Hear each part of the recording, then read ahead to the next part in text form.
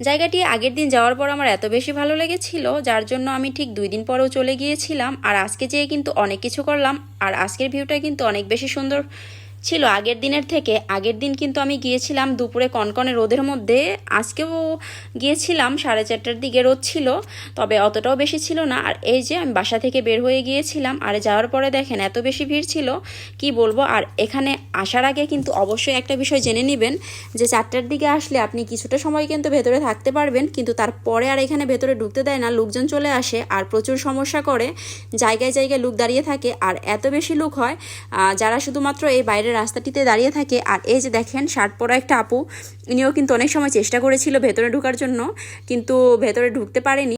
আর যে ভাইয়াটা রাস্তার পাশে দাঁড়িয়েছিল লোকজনকে আটকানোর জন্য, তাদের সাথে কিন্তু আমরা এক প্রকার ঝামেলা করেই ভেতরে গিয়েছিলাম যে যা হওয়ার হোক, আজকে ছবি তুলবো আর ভেতরে যাবই। আর এই যে সামনে গেলে এই ঘাসগুলোর দোহাই